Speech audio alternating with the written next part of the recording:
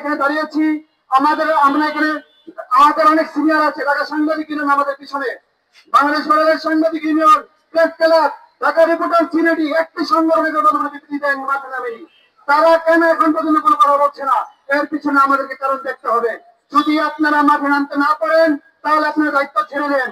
ছাত্র জনতা যেভাবে 24 অভ্যুত্থান ঘটিয়েছে, এই ছাত্র জনতা একইভাবে সকল সন্ত্রাসীদের নাম চোখে প্রকাশ করে দেবে ইনশাআল্লাহ। আমরা একটি কথা বলতে চাই, আমরা সরকারের কাছে দাবি রাখতে চাই, আপনারা যারা সরকারে বসে আছেন, সাংবাদিকদের পাশে আপনারা নাই, গণমাধ্যম কর্মীদের পাশে আপনারা নাই, আর সাংবাদিকদের বেতন হয় না, আর সাংবাদিকরা রাস্তায় নাই খাচ্ছে, অথচ আপনারা নিরুপায়, আপনারা দেখাচ্ছেন আপনার কোনো ক্ষমতা নাই। তথ্যমন্ত্রী ফেসবুকে বলে সে নিরুপায়, এখানে আর কিছু বলার থাকে না। আমরা একটি দাবি রেখে যাই সর্বশেষ, আমাদের মুম্বাইয়ের পরিবারের দায়িত্ব এই সরকারকে গ্রহণ করতে হবে।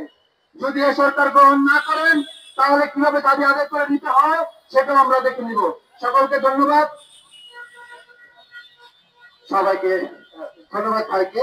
এটা হচ্ছে বক্তব্য রাখার জন্য অনুরোধ করছি ঢাকা রিপোর্টার কমিটির সাবেক সাংগঠনিক সম্পাদক, আমাদের সবার প্রিয় সিনিয়র সাংবাদিক সাইফুল ইসলাম ভাইকে বক্তব্য রাখার জন্য অনুরোধ করছি। এই মৃত্যু পদক আমার দেশ না, এই জল্লাদের উল্লাস মঞ্চ আমার দেশ না, এই বিস্তীর্ণ শ্মশান আমার দেশ না। অত্যন্ত দুঃখের সঙ্গে কবি নবারুণ ভট্টাচার্যের উত্থাপন করলাম। কেন দুঃখ আমাদের?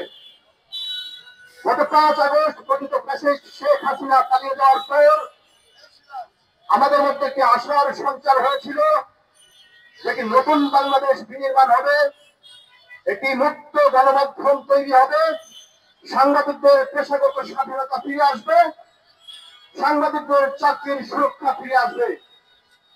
আজকে অন্তর্বর্তী সরকারের 1 বছর পূর্তি হলো, আমরা কি পেলাম?